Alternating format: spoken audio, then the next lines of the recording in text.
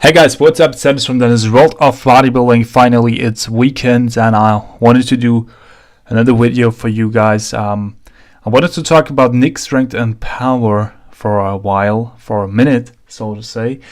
It all started when we had the Arnold Classic last year, but definitely started way prior to that. So if you followed Phil Heath and his Olympia career and things like that, you know that Phil, even after, he lost the title last year. But prior to last year, he won it. But it was the year where the gut problem publicly started, so to say. The media was, the bodybuilding media was reporting about it. And it especially was triggered by social media influence, like Louis Marco was the guy who talked about that bubble gut. We all know the case. And we know that Phil Heath, after he won the title, not lost it, directly after he won it, he went live and tried to bash him, which I think that it was a very, very weak sign of Phil Heath back then.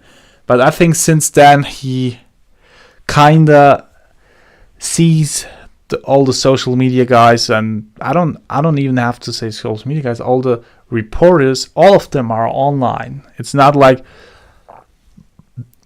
there are people completely offline and get reported about in the, mainstream television or things like that. Every platform nowadays is online. So I say bodybuilding media, but you know which sort I mean. I don't mean the Flexes and the MDs. I mean the newer guys in the industry, which are like today's reporters of bodybuilding, or the people who get the most attention today. So since that appearance, we kind of saw that it seems to really hurt him, okay? Because prior to the Olympia, it seems like he had an actual friendship with Louis, and they had calls and, they were in contact and things like that. But it's not over with Louis. At the seminar last weekend, they had a huge seminar. Like you see, there's Brandon, there's Lee Haney, there's Ronnie Coleman, Jay, and Phil himself. He talked about how fans wrote Jay Cutler off after he lost the title. And he says, real journalists, not the guys you follow on YouTube, okay? So Nicksstrengthandpower actually made a feedback video to that because he felt like he's addressed, okay? Because Nick is a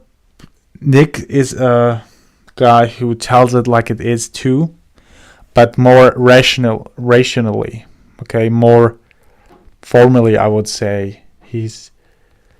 He's the adult version of the other guy I named, even if he's younger. You know what I mean? He's more professional, I would say. I see it like that. And he talked about that, okay? So he says that he is considering real journalists, guys who went to school for journalism, and not the YouTube guys. First, this sentence doesn't make sense at all because you can study journalism and still be on YouTube, okay? And I think lots of them do that, and even especially today. But at the other side, the subject of journalism at school and high school and college, it won't take you with bodybuilding, okay? So I don't see anything where you could say, okay, the guy who does it on YouTube, who didn't go to journalism school, because of his arguments considering bodybuilding, is weaker because he didn't go to journalism school. The other thing would be, okay, his camera, how he holds the camera, how he lets the camera hold, how he does the snipping, how he does the video editing, rendering, publishing, things like that. If he would talk about that and say, because of that I don't take them seriously, that would be a different thing. But they most often they talk about the arguments, but the arguments doesn't have to do anything with journalism and the school of that. Okay, so I would say it's a pathetic argument, and we all know that Phil Heath can't take criticism, and I think the bodybuilding media should be proud and happy that they have guys like that, even Louis and of course Nick, that report about this industry and make it way more popular and help to bring in views and bring in competitors and fans who are like, okay, it's more near, okay? Those YouTube guys are more near to the typical gym rat, so to say, or the gym goers.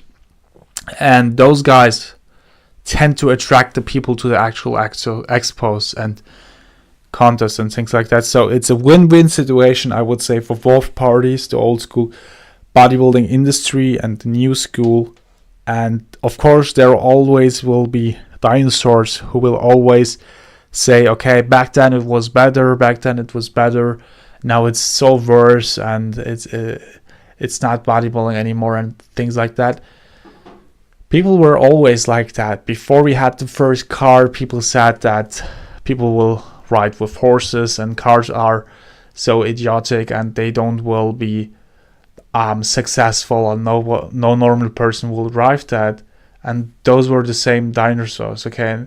Now everybody drives cars and things like that. So there always will be dinosaurs in bodybuilding too. But I'm sure that many bodybuilding fans who are older than 30 still watch this Nicksstrengthandpower too. So I think he puts so much effort in it. I don't know him personally, but just knowing to deal with a channel myself with way less video output and seeing his output and his effort, he's doing it full time, okay? If you don't respect his opinion, at least respect his effort, I would say. But that's my 2 cents. I think most people don't take Phil serious for his for his lack of confidence he definitely seems to have. But we'll see. If that, at the end of this day, I would say, if it is that which keeps Phil motivated to come back and do a Jay Cutler kind of comeback like he did in 2009, if that's the case, if those guys are motivating him to train harder, to train better, smarter, eat better and things like that, then that's good for him, okay, on one side. But I wouldn't talk like him publicly because I think he doesn't make much fans. I think he would profit himself if he would collaborate and cooperate with those guys. But let's see how the future will be. Not everyone is like that. Some people will always be like that. There is no right and wrong. It's very subjective thing. And yeah, that's my 2 cents. So I'm with Nick on this and every other YouTube guy, not because I'm doing it myself, because I'm seeing it how it is and the fact, side. And Phil didn't study, sports himself. So why should he be in bodybuilding, right? So that doesn't make much sense for me. You could go on and on with this, but I want to quit that video. I don't want to bore you guys. But if at the end of the video you have some video ideas I could make, or some people I could talk about, some athletes I could talk about, or some personalities of the industries, that would make me happy, because at the end there is some contest in bodybuilding and everybody knows about those contests, and there is like media outlets that report about the results of the contests, and people, that's a standardized stuff. So everybody will say, okay, 2018 Mr. Olympia, Sean Rowan first, Phil second, things like that. But what I would say make these channels and the people behind the channels so interesting is their personality and how they view, not the facts, but the personalities and the people, the athletes, the contest, the media outlet, the culture, the lifestyle. So this is what distinguishes us people from the other people being an individual. Okay, so keep it interesting. I hope you'll subscribe to my channel, give it a thumb up. I'm sure that Nick is even more motivated to work harder, and he'll probably be the first bodybuilding media outlet that will reach 1 million subscribers, which nobody anywhere near ever accomplished. So bye guys, have a nice one.